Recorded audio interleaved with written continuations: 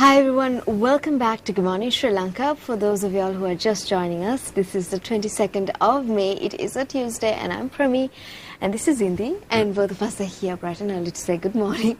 And also we do have a very special guest in studio with us today. Mr. Gopi Kitnasamy is in studio to speak to us about cerebral palsy. He is the founding director of the Cerebral Palsy Lanka Foundation. Here to speak to us about the disease. Welcome on the show, sir. Good morning. Good morning. How are you doing today? Fine. Now, cerebral palsy is something that is very prevalent in countries worldwide. All over the world, yeah. All over the world, but it's not... There are like 17 million people affected by cerebral palsy in all over the world. So what exactly is it for people? Cerebral palsy is a disorder. It's not a disease actually, it's a disorder which affects the motor control areas of the brain, right, which is the outer area of the brain which controls the muscle and the movements in the body. Mm-hmm. So what happens is, early we were thinking that it's mainly due to difficult delivery or due to the lack of oxygenation to the brain during the delivery. But now that they have found out like there is a lot of other causes which happens before the birth itself. Including genetic. Yeah. When we say like this was first known as a Little disease because it was discovered in 1860 by Dr. William Little, who is a surgeon. Okay. He actually wrote the first description about this condition. He found a sort of a puzzling disorder in children which affects their lower limb, the legs. They have this difficulty in controlling the movements and stiffness in the limbs and the crossing over of the legs. Right. So he was amused and he did a study and he wrote a report on it. That's the first, description about cerebral palsy, okay, in 1860. So they call it as a Little disease. Okay. And he was saying that it's mainly due to the difficult deliveries like breech presentation, right, and the cord surrounding the neck, so that they have problems in the oxygen supply to the brain, right, during the birth. But in 1897, that's like 37 years after that, there was another doctor who, Simon Fred, he disagreed with that and said even children born with difficult deliveries, not all are not necessarily. ending up with cerebral palsy, because he said there are other reasons also for this problem. So if a child has cerebral palsy, what would you notice? Around age 2 or 3 they have difficulty walking, or? It actually happens either during the birth or before the birth, during the birth or after the birth, before the 2 years, because it affects the motor control areas of the developing brain. Right. So like before the birth, if there is if they have abnormalities in the brain formation, and if there is any infection or from the mother to the child, it happens. And what happens like during the birth, like if there is a difficulty in delivery and then there is a problem, then again the child can be born with cerebral palsy. And like after the birth, like say before the 2 years of age, if they have a head injury due to a car accident or a fall or some direct blow or something like that, or due to a stroke, that's another common reason why the children get cerebral palsy after birth. Mm-hmm. Because if they have a heart problem, if the blood supply to the brain is not enough, they can end up with cerebral palsy. But more than 70% of the cerebral palsy children are born with cerebral palsy. They have a problem before the birth. I see. I do believe there are some slides in relation to... If you see the first slide, which is with the brain, that shows the outer... the next slide. So, that's the brain outer area, because the brain outer area is the cerebral cortex. Mm-hmm. That's why we call it as cerebral palsy. Cerebral is the outer area of the brain. And the cerebral palsy is mainly due to the problem in the motor control areas of the brain, the cerebral cortex. And palsy means difficulty in the movement and motor control.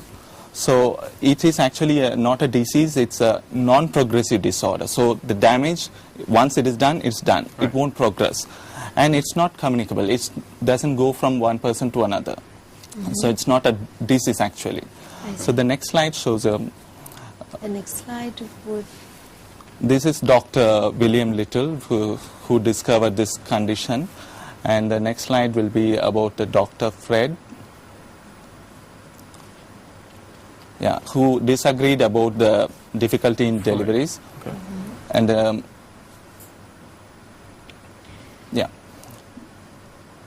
Okay, so we're going through some basic facts. These are the facts, like how many children there are in Sri Lanka. Like all over the world there are 17 million.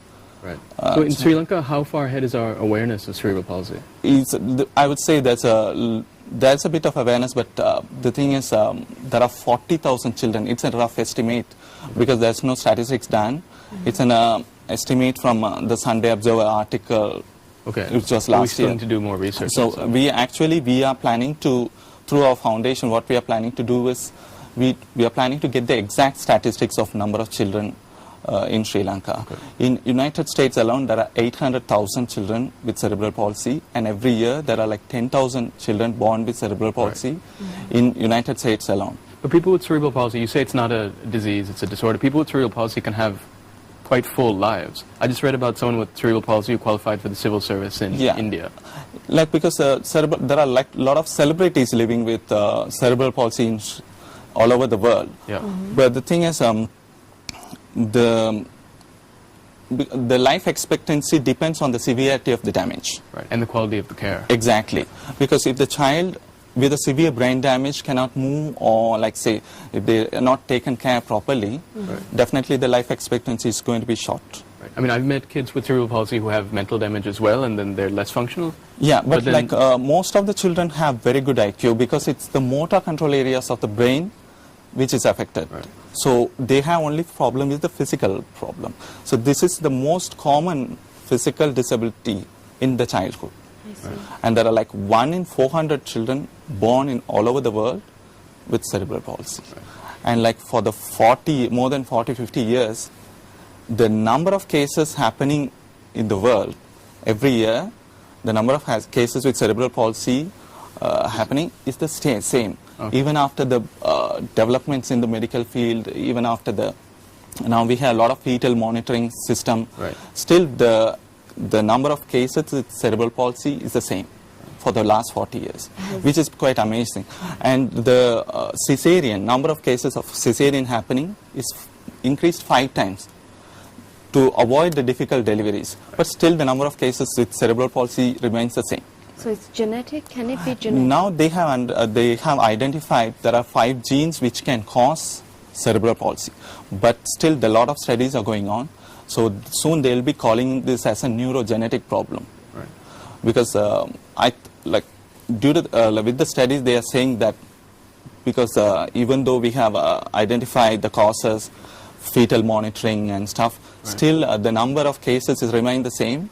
So it's could be due to the genetic problems. I see. That is very scary actually. Yeah, that's true. Because the cerebral palsy is not preventable, and most of the time the causes is unknown, and there's no cure.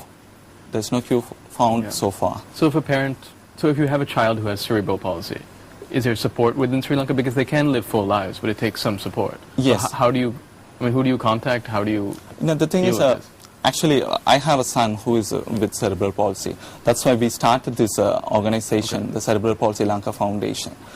He is 12 years, and he has a very good IQ. But a lot of children in Sri Lanka and all over the world, they have very good IQ. But they have physical problems because they can't control their muscle, they can't control their movement. Say if I want to take something, I just go take it. I have the control of my muscles and the movements.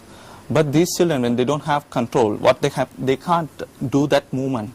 Even the simple movement will become complicated. That's the main problem with the cerebral palsy. What about speech or? Again, that.